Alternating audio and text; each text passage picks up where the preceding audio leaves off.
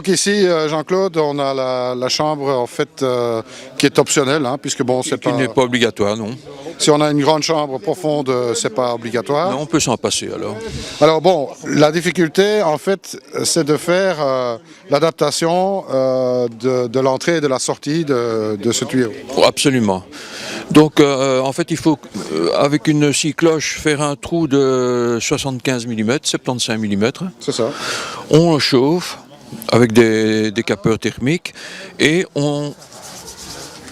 par l'intérieur du tuyau de 250, on enfonce cette pièce-ci. C'est un tuyau de 110 qui a été découpé on a fait des fentes dedans pour le rétrécir et on pousse de l'intérieur pour faire la collerette. La collerette, oui. Et donc, dès qu'on peut passer tout à fait ce tuyau de 110, ben on refroidit la collerette pour que ce soit bien refroidi à la bonne dimension. En fait. C'est ça, on l'a refroidi avec tout simplement... Avec de l'eau, un chiffon. Absolument, une éponge, voilà. oui. Donc, c'est important, c'est le trou de 75, 75. Oui. Maar Mark, de gaat voor de 75 mm. Ja, en een ander. 80. Et donc ça c'est pour le 110, pour le 110 on fait 75-75 mm le trou.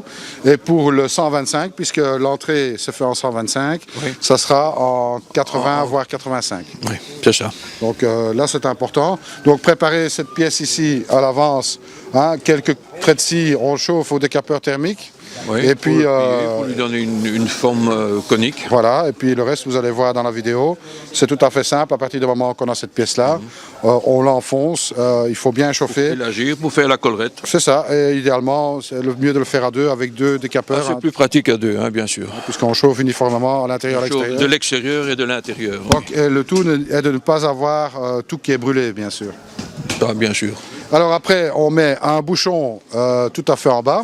Dans le fond. Voilà, donc le bouchon. Ça c'est important de bien le coller, donc ça doit rester vraiment étanche. Hein. Si vous n'avez pas de chambre particulière, donc il faut que ce soit étanche. Ça, évidemment. Donc faites un essai, le mieux c'est de l'essayer. Alors la sortie de la chambre se place 10 cm sous l'eau. Oui, comme on a expliqué, il faut, pour avoir le meilleur débit possible, le tuyau de sortie de l'airlift doit rester sous le niveau de l'eau. Alors l'entrée ici, l'entrée on la fait au niveau qu'on veut. Oui, donc, oui. C'est un petit peu en fonction de la configuration des lieux et de l'endroit où on met la chambre. Hein. C'est ça, donc en fait on doit être plus bas bien sûr que la sortie. Forcément. Hein, mais on peut être n'importe où sur la hauteur. Ici évidemment c'est un tout petit morceau pour la démonstration. Uniquement pour la démonstration parce qu'il n'est pas assez profond. Alors on sait voir ici le modèle qui est terminé, je vais aller chercher. Ah. Voilà. Donc vous pouvez voir ici une version qui est complètement terminée avec l'entrée ici en 125 et la sortie en 110. Alors important hein, le 125 parce que bon il faut quand même pouvoir accepter les débits. Hein. Absolument. Oui. Alors cette chambre-là convient pour un débit jusqu'à 45 m3 environ. Oui, tout dépend du débit qu'on sait avoir à l'entrée. Hein. C'est ça, donc ça vient de bombes de fond de toute façon. Et alors ici dans le bas, on peut voir le bouchon. Donc le bouchon. Et voilà, on a un système complet. On vous montre comment est-ce que ça fonctionne sur le bassin de Marc. Et je pense que c'est un grand succès. Hein. Absolument, ah, oui, c'est tout à fait concluant. Hein. C'est impressionnant en tous les cas, le fonctionnement. Oui, absolument, absolument. Ben, vous allez voir ça dans le restant de la vidéo. Restez avec nous, c'est pas fini. Alors voilà, Jean-Claude, on est ici devant le bassin de Marc. Et ici, on a deux airlifts qui sont en fonctionnement. En fonctionnement, oui. Donc alors, il y a un premier airlift qu'on voit ici. On va enlever le T. Alors ici, il y a un petit système ingénieux qui permet d'évacuer en fait l'écume avec un T parce qu'il y a pas mal d'eau qui rentre dans le tuyau. Donc on réévacue l'eau par le T ici et l'écume va à l'extérieur bien sûr. Il y a un deuxième airlift qui se trouve derrière le tapis japonais bleu là. Et voilà, donc ici, avec Marc nous expliquait qu'avec une pompe de 40 litres minute, il arrivait à déplacer 45 mètres cubes d'eau environ. Oui, c'est ça, absolument. Oui. Donc, ben voilà, 2 airlifts, c'est pas grand-chose. Hein. On va un peu sortir l'airlift pour montrer que c'est exactement la même chose que ce qu'on a fabriqué. Donc, misschien even tonen de debit. Een keer draaien langs. Donc là, ici, on sait bien voir le débit. Évidemment, au plus on va en bas, au plus le débit est important. Au plus on va monter, au plus le débit va diminuer, bien sûr. Ok, we kunnen eruit halen. Et on va voir, on va sortir maintenant complètement l'airlift. Et vous allez voir que c'est en fait exactement le même qu'on a sorti, qu'on a fabriqué ici ensemble avec Jean-Claude. Oui, absolument, c'est exactement le même. Donc avec la fameuse chambre de compression. Ok, we kunnen het terug inzetten. Voilà. Et donc ici, bon, bah, il descend à 1,80 m environ. Oui, oui. La différence, c'est qu'ici on a mis un H pour l'évacuation de l'air, qu'on n'avait pas fait sur l'exemplaire qu'on a fabriqué. Donc c'est vraiment impressionnant, hein, le débit qu'il y a là-dessus. Le débit, on le voit très bien dans le bassin quand il est raccordé. Ja, je mag hem terug erop klappen. On va voir dans le bassin, à la sortie, ce que ça donne.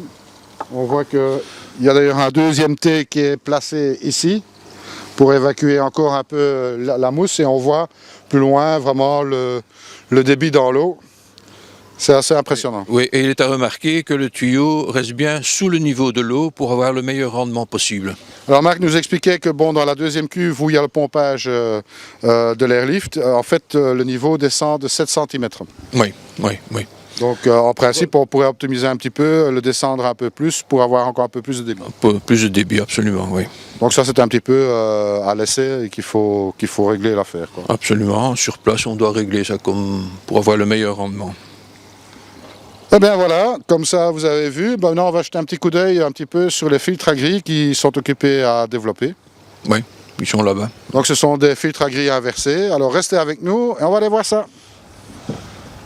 Alors voilà Jean-Claude, ici on est devant un autre système qui est développé ici avec Koivrinden. Ce sont des filtres à grille inversés qui permettent de travailler avec des grilles en gravitaire. En gravitaire, c'est pas commun, c'est la...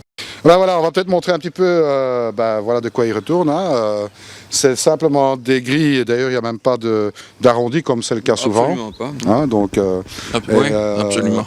Et ça permet en fait, le système ici fonctionne sur base que le filtre, la partie, je veux dire, où l'eau rentre, est alimentée en permanence avec des bulles d'air, ce qui évite que ça se bouche.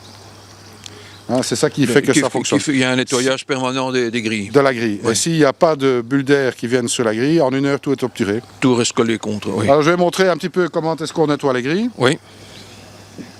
Alors, on place une plaque... Plus par ici. Quoi? C'est devant, de ce côté-ci. Voilà. Voilà. Donc on place une plaque ici devant pour éviter évidemment que tout se vide. Et voilà. Ici, on a une grille qui est dedans depuis 4 jours. Comme vous pouvez le voir, il n'y a rien dessus, hein, ou pratiquement rien. Donc l'avantage, évidemment, c'est que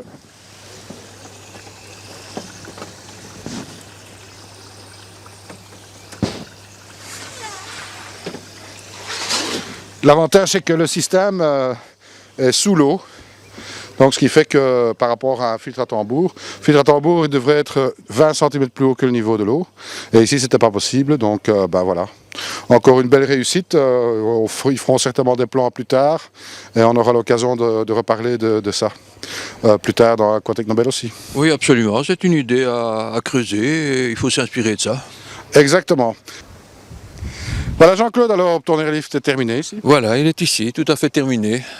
Alors bon Jean-Claude, on peut remarquer, bon moi je fais 1,92 m, hein, ça fait la taille, hein, donc on a 1,70 m de haut. De haut, oui absolument, plus le coude en haut et la chambre de compression en dessous. On arrive à 1,80 m. Oui. Alors, ce que Marc a expliqué, bon, c'est que soit on met l'airlift en fait dans la chambre qui est faite spécialement dans un tuyau de 250, Oui, ou soit on fait une cave, Une chambre très profonde pour arriver à 2 mètres de profondeur. c'est-à-dire qu'il faut avoir de toute façon de l'espace suffisant autour de l'airlift, une dizaine de centimètres pour que l'eau puisse évidemment Circuler autour et un espace en dessous pour que l'eau puisse... Ce qui est très important, c'est évidemment l'alimentation ici en air, hein, le tuyau ici, puisque bon, là c'est un tuyau de 20. C'est un tuyau de 20. Toi, tu avais essayé avec Oui, j'avais essayé avec des tuyaux souples de 6 mm, mais ça ne fonctionne pas bien. Non. Ça fonctionne, mais pas suffisamment. C'est ça. Eh bien voilà, Marc, ik zal het in Nederland zeggen, een grote dank voor al die inlichtingen. En voilà. Donc je remercie Marc pour toutes les informations qu'il a données. Bon, je rappelle que Marc est de kooivrienden.be. Alors bon, ben, ce sont des amis, hein. Je pense qu'il y a beaucoup de travail qui se fait en collaboration. Et c'est très agréable de pouvoir travailler avec d'autres sites, hein. Je pense que... Absolument, absolument, c'est enrichissant. Bon, du monde ici, on essaiera de faire un truc similaire pour les francophones. Absolument. Et bon, j'espère aussi qu'il y aura un peu de monde hein, pour venir réaliser leur Je airlift. crois que beaucoup de gens sont intéressés. Et je crois qu'au niveau rendement, c'est fantastique par rapport aux pompes à eau classiques. Hein. C'est ça, on peut considérer qu'avec une pompe à air classique, il faut considérer, Marc expliquait, 1 watt pour 1 mètre cube déplacé. C'est ça, absolument. Donc avec 10 watts, on a 10 mètres cubes de débit. Alors par contre, pour avoir 30 mètres cubes de débit, il faut compter une pompe qui va consommer environ 40 watts. Oui, ce n'est pas proportionnel en fait. Voilà. Donc c'est plus intéressant peut-être de faire plus d'airlift avec des petits... airlift de plus ou moins 10 mètres cubes que d'en faire un seul de 30 ou 40 mètres cubes. Voilà, c'est ça, il faut le savoir. Bon, il suffit de faire une chambre un peu plus grande à la fin de la filtration. Plus large, oui. Il n'y a pas vraiment de problème. Hein, Il n'y a aucune difficulté à construire ça. Eh bien voilà, nogmaals dank. Graag gedaan. Jullie zijn bedankt om dit een beetje in de media te brengen en iedereen bewust van te maken dat de airlift echt prima werkt. Eh bien voilà, Marc nous dit qu'il nous remercie aussi d'amener en fait la promotion de l'airlift et de montrer à chacun que ça fonctionne. Absolument. Voilà, merci à tous et comme je dis toujours, surtout, ne soyez pas sages. À bientôt.